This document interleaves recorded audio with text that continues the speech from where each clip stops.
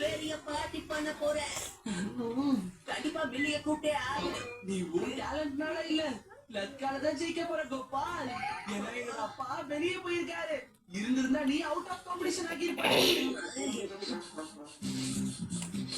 எனக்கு என்னமோ எங்க இருந்தோ கருகிற ஸ்மெல் வர மாதிரி இங்க பாரு என் வாயில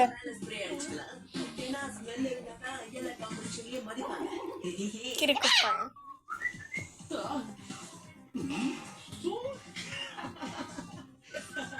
என்னாச்சு? நான் ஜெயிக்க போறதுன்னு நினைச்சு மனசுக்குள்ள அடிச்சு பொறாமப்படுறியா?